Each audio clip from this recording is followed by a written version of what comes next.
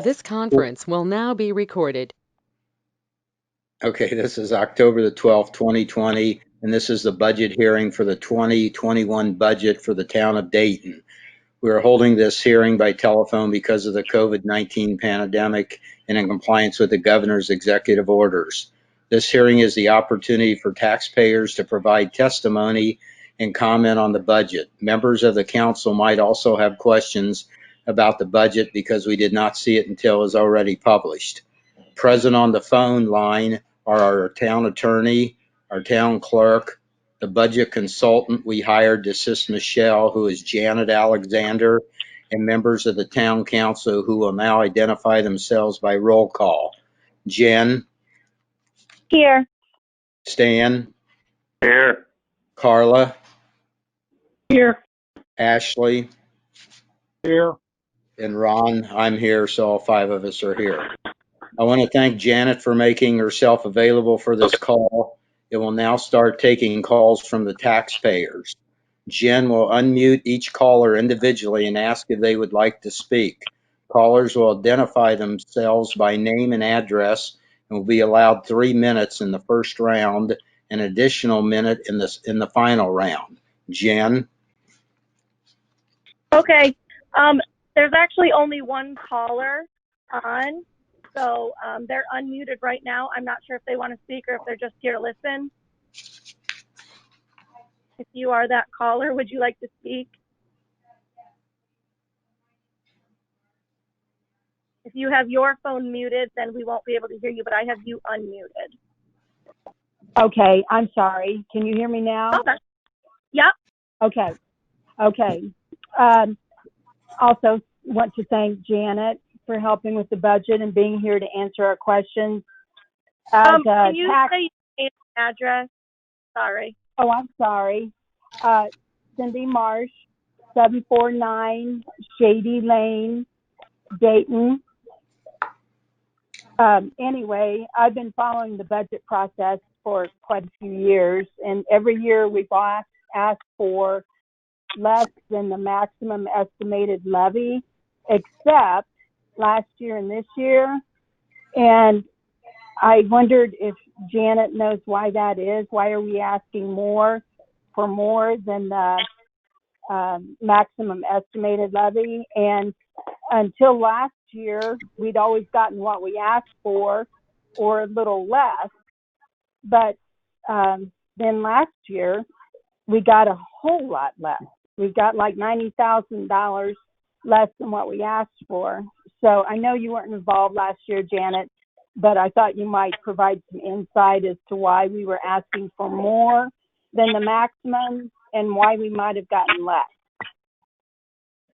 So this is Janet Alexander, and a little bit about me. I was a clerk treasurer for 16 years for the city of Franklin, Indiana, which is just south of Indianapolis. Prior to that, I was a correctional administrator in a county system, and I was the business manager. So for a number of years, I've worked with budgets, councils, and looked at these items. There are some traditions in advertising budgets that have more to do with protecting your interests as a community. So we always advertise high. I was taught to advertise a levy 20% higher than what you knew you would get. Since property tax caps have come into play, that still remains the case. The state, however, has taken a much more, well, actually, they've always had a maximum levy. So every community had a maximum levy or a top where you could hit. After the constitutional amendment came in 2010, tax caps have had an impact on all properties or property tax levy collections. Dayton is very fortunate in that your tax rate is actually quite low, and your tax levy remains very low. You are eligible to collect your maximum levy, and I did note where apparently last year, your financial advisor reduced your the amount collected. So they advertised your maximum levy, which you would expect, but apparently for some reason they didn't feel that you needed all of that cash, and you are a very frugal community. It's obvious from your paperwork that you have managed to save a lot of money over the years and not spend everything that came in the door, which is excellent.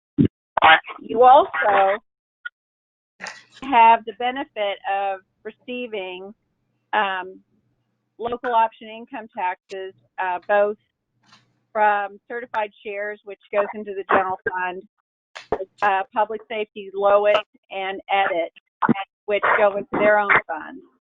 So you're like the perfect, you'd be like the poster child for offsets from tax caps, that you do receive local option income, you don't spend a ton of money, and you appear to operate very frugally. Does that help?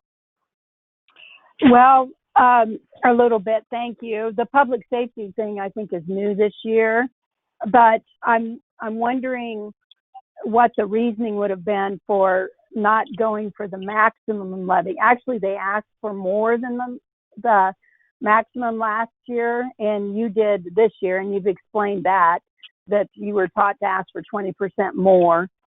And yes, yeah, they definitely advertised it, but I don't know. I don't know why they would have gone backwards. It may have even been a mistake. It's hard to know. Okay. I've never talked to your field rep, which, you know, I would be happy to inquire on behalf of the town if you would like me to. We're almost done with the calendar year, though. Okay, that wouldn't be my decision, but what jumped out at me was the 41% increase that you show there on that Form 3 on the right-hand corner, and I thought, yeah, holy cow, you know. No, that throws everybody off. Yeah. I explain that a lot. It's always just advertising.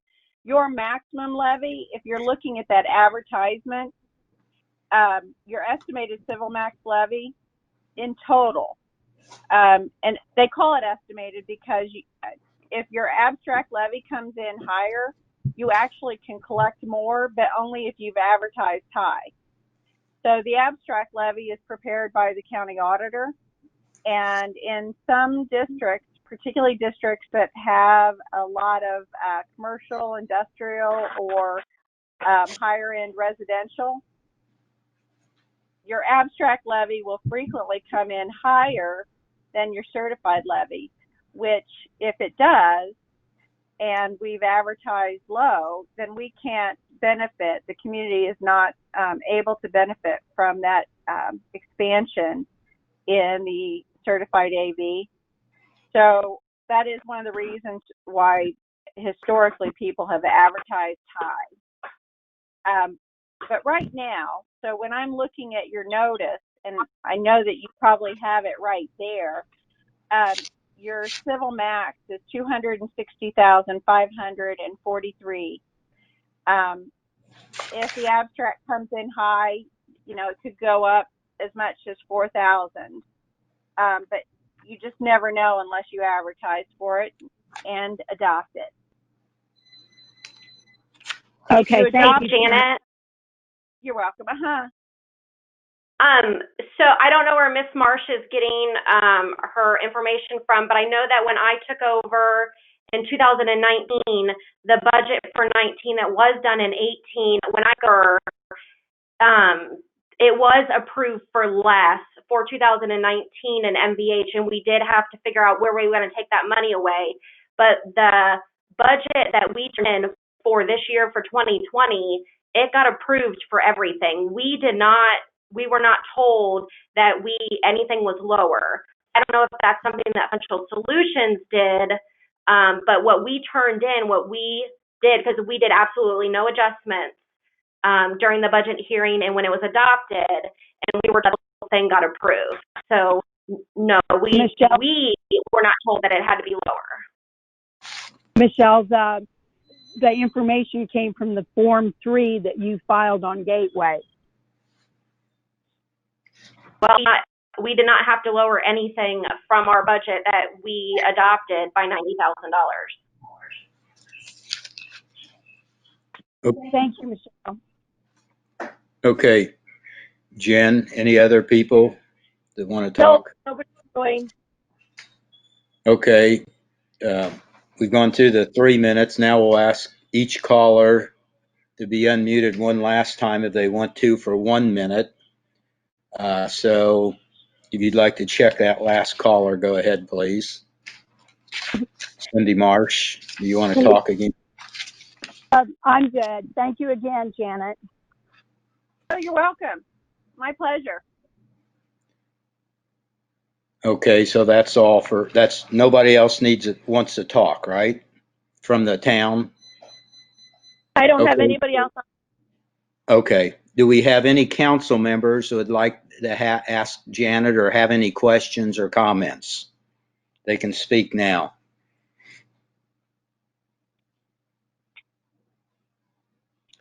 Okay, apparently nobody has any comments, so I guess thanks for everybody's comments, and like I say, the council never had any input to what we were commenting on tonight, so we'll consider your comments when we provide our own input into the budget at a special meeting on October the 19th, a work session meeting at 6 p.m. And then we'll be adopting the final budget at the adoption meeting on October the 26th at 6 p.m. So hope everybody can make it. And so this budget meeting stands adjourned. The regular meeting will begin at 7 p.m. Thank you.